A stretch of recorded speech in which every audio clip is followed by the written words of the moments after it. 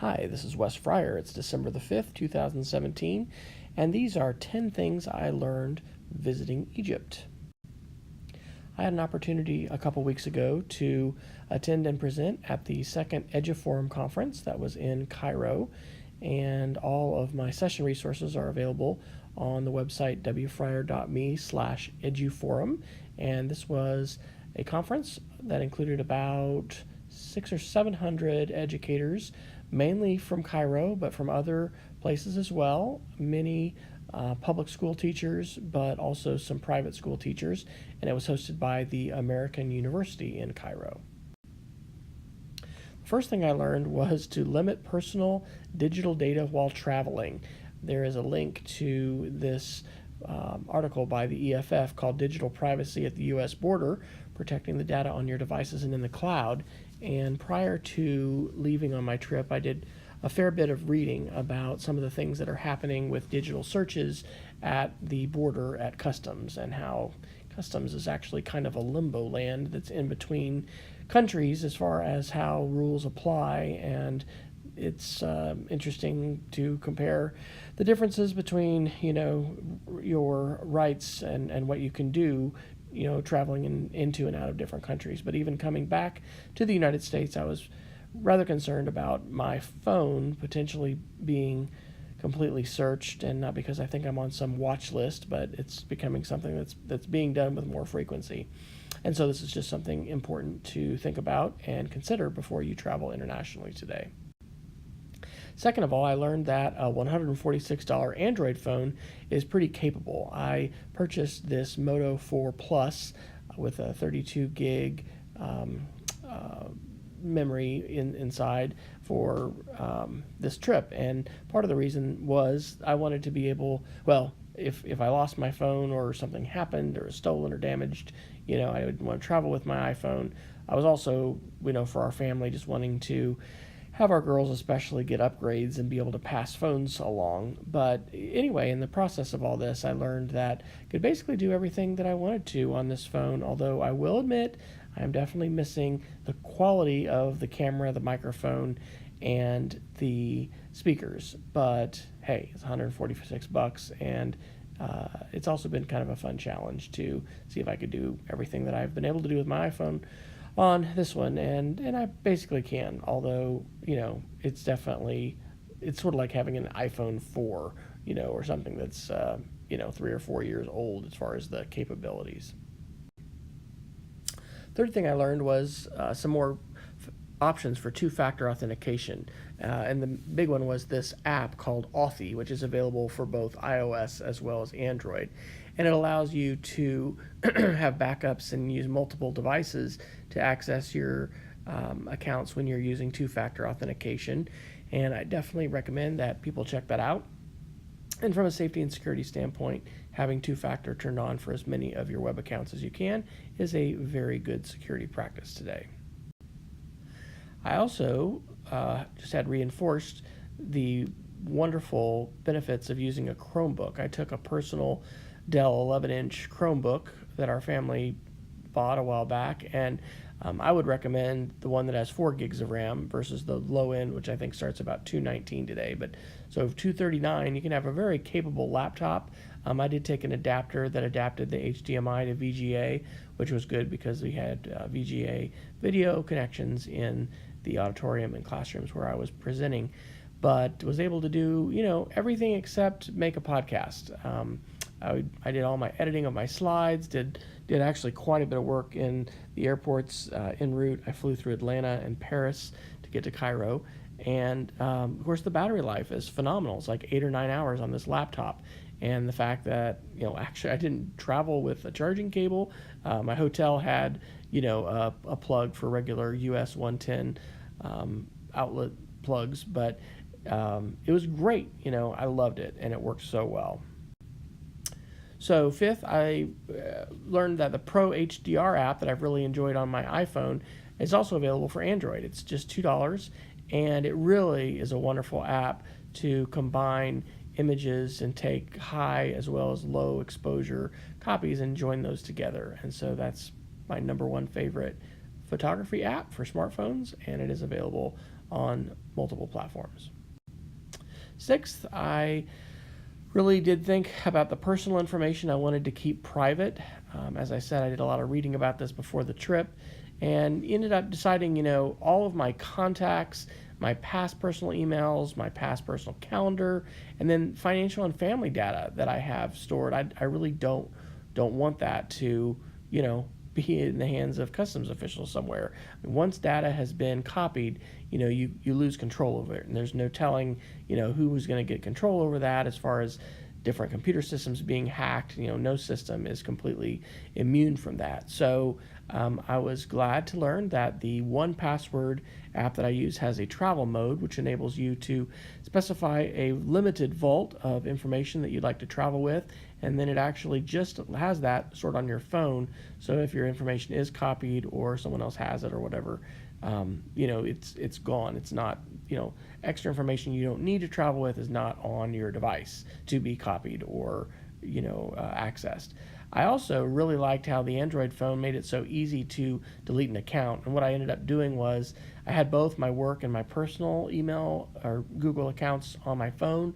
But before I went through customs, both going into Egypt, leaving the country because I was subject to inspection again, and then re-entering the United States, I just deleted my personal account, which had basically all my contacts. And if you're going through customs, you don't want to make yourself a target, and so if somebody's looking at your phone and it's completely wiped, that kind of looks suspicious. So I think it's good to actually travel, in the case of an Android phone, with a secondary account. So you've got an account on your phone, but you don't have to have both of your accounts on there. Of course, it's very important to know you never lie to customs officials, and I've definitely heard more than a few stories now from other educators and presenters that I know, and folks about different troubles in going through customs in different countries. So, you always want to tell the full truth, the whole truth, but you also don't have to have everything on your phone. And if that stuff is not on your phone, while they could ask you for your accounts, coming into the United States at least, it's you have the right to not give up those passwords and things. It doesn't mean customs officials can't make your life difficult, make you lose, miss a flight, etc. But I had no problems. Everything was fine on this trip, but definitely made me think much more deeply about that private information that I don't want to even travel with in the case that it might fall into somebody else's hands. So I got to experiment with a couple new video editing apps, and both of these are not only available for Android, but also for iOS. I've done the most editing with iMovie for iPhone, as well as some green screen video editing. And then I've played with some others, but the apps I used here were Quick, which is from GoPro, and then Adobe Premiere Clip. Quick makes kind of a compilation video that combines things, but the Adobe Premiere Clip is more like iMovie for the iPhone. And so I won't be playing these videos, but in this slideshow, which you can access, I have the example videos. So this was one that was a collection of videos we took on the Nile River when we took evening riverboat cruise the first night we were there, and then the second one is a collection of videos that I took on the tourist day on Sunday when I was able to visit the Egyptian Museum as well as the pyramids at Giza. So eighth thing was that the WhatsApp is pretty amazing. I was able to video chat back to my wife and our youngest daughter when it was 4 p.m. in Egypt, and then the previous day,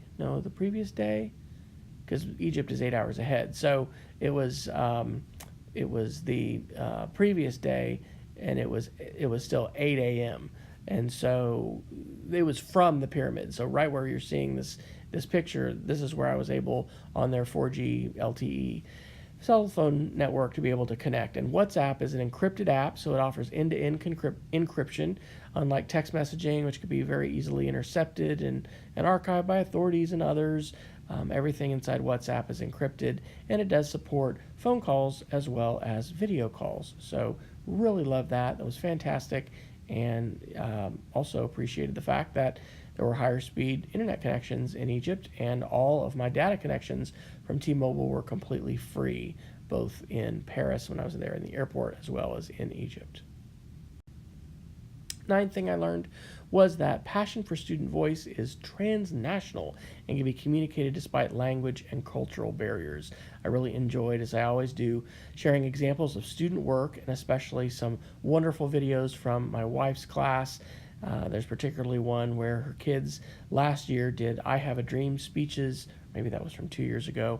And anyway, I had several people come up and talk. And, even though English wasn't the first language for probably the majority of people who were attending, it was my presentation, the keynote was translated live for folks that wanted to be listening on headphones, or earbuds or whatever. But anyway, it was great that passion came through, and it certainly made me think a lot about student voice and expression and access to the tools of publication as we have with social media being there in Egypt, given their more recent history since 2011, since Arab Spring, or what they refer to as the Troubles, and all other kinds of things happening in the Middle East, as well as the dress of Islamic women, and just the cultural differences. Just gave lots of food for thought about things, and definitely made me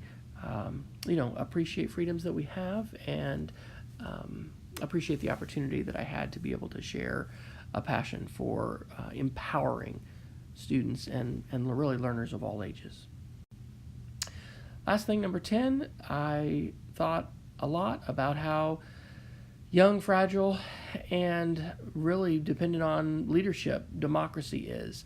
This is a photograph in Tahrir Square, which is right across from the current and old Cairo Museum, which is now being relocated to a really, really big facility, but in new building.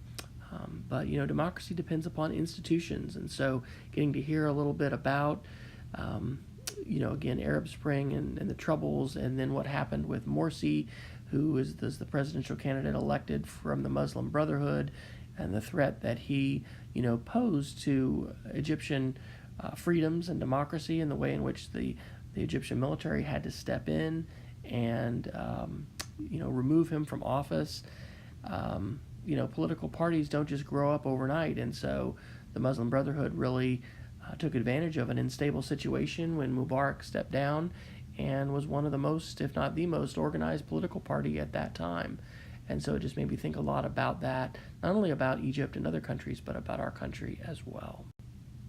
So I'd encourage you to access these slides at the link wfryer.me/Egypt lessons, and you can check out those videos if you want to, as well as the other links. I also adapted this presentation from a blog post I wrote on November the 20th, just shortly after I came back from Egypt, entitled Things I Learned Traveling to Egypt. And you can take a look at those, and there's a few differences in what I shared in this slideshow and what is written in that blog post. So thanks so much for checking this out, and if you have feedback, you can leave a comment on this YouTube video on the link on the blog post, which I think I'll go ahead and put this on my blog later this week, or you can always reach out to me on Twitter at @WFryer. Thanks for watching.